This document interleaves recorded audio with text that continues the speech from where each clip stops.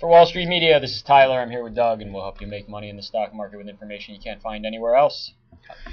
Gang, we have information that you should have and that you should know about why this bailout should not be approved, and this is garbage, and you should pick up your phone, and you should have a phone. If you're watching the internet, you should have a phone, and call Congress, call your congressman, call your senator, and tell them not to approve this, okay? This is a garbage plan. Great people are rising up against it. Great people, high and low, okay? And we've got one of the best people that I've ever met. And as you know, we do 20,000 CEOs a year for 10 years. Mm-hmm.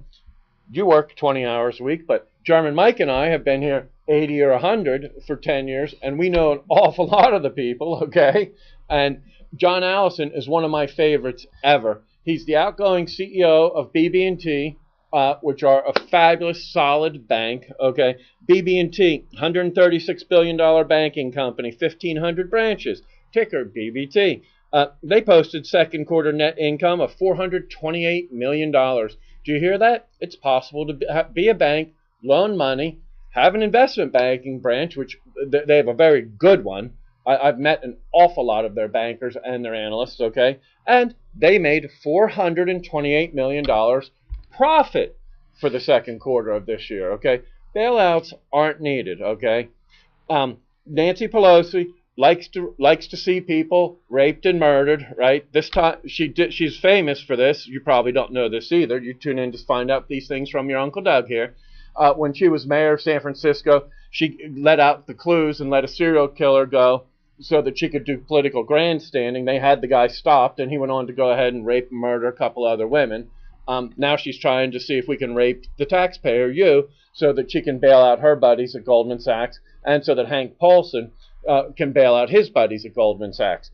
John Allison isn't part of that crowd, and he wrote a letter to Congress telling them not to approve this bailout, and this is what he said. He was talking about, the first thing that he was talking about was a significant immediate tax credit for financial institutions. To purchase homes would be a better solution to the financial crisis than the $700 billion bailout. And then he went on to talk about how the federal government should also buy homes and not just securities backed by mortgages. These are things he wrote in the September 23rd letter to the U.S. Congress. He's quoted as saying this is a housing value crisis. It does not make economic sense to purchase credit card loans, automobile loans, etc. The government should directly purchase housing assets, not real estate bonds. Yeah, this is what outraged me, right? I mean, Paulson's a scumbag, right? And Newt Gingrich says that Paulson should resign, right? And that he is just the ultimate symbol of corruption. I mean, the Clintons aren't in office anymore, thank God, right? And hopefully B. Hussein doesn't get in office, right? He is also the most corrupt ever. As a matter of fact, this bailout helps a little institution called Fannie Mae.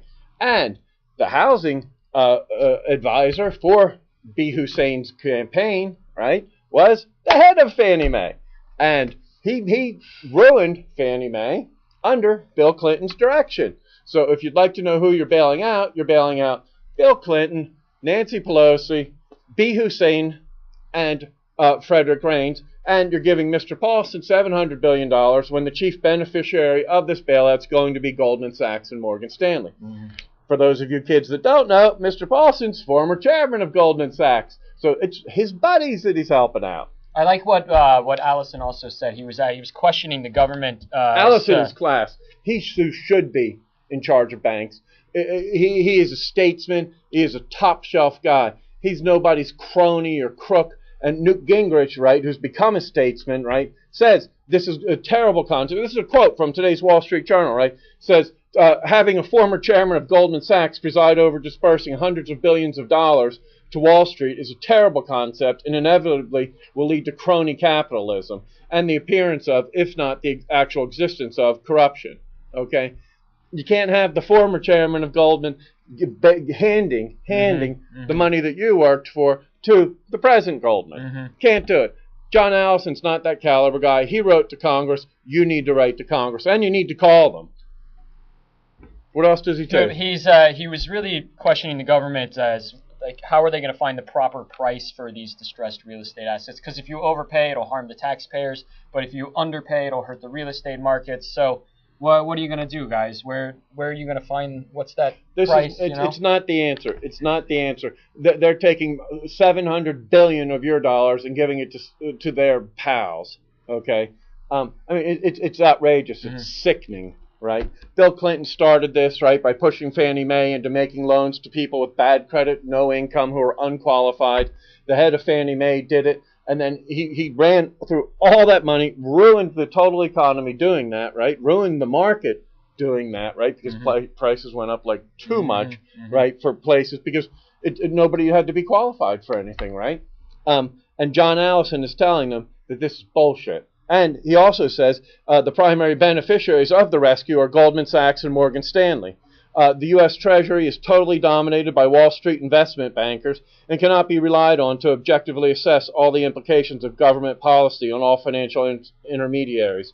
It's inappropriate that the debate is largely being shaped by the financial institutions who made very poor decisions. He pins the responsibility on this on Freddie Mac and Fannie Mae. Frederick Raines ran Fannie Mae. He actually ran it into the ground.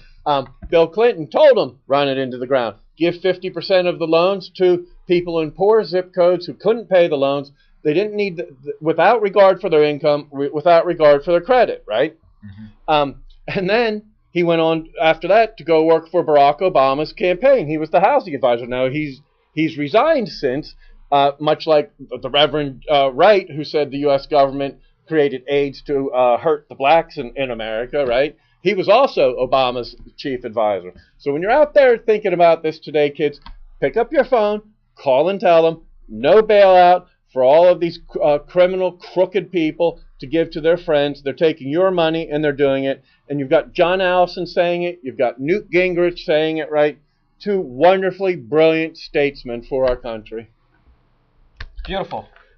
Don't sit and bitch about it. Get up off your ass, pick up your phone, and call and tell them not to do this. Do something. Do something better. Listen to John Allison. Wonderful. So that's it for us here. Yep. I think we're pretty much said our piece. We're here every day at Wall Street Media. You can find us directly at WSMCO.com. Thank you.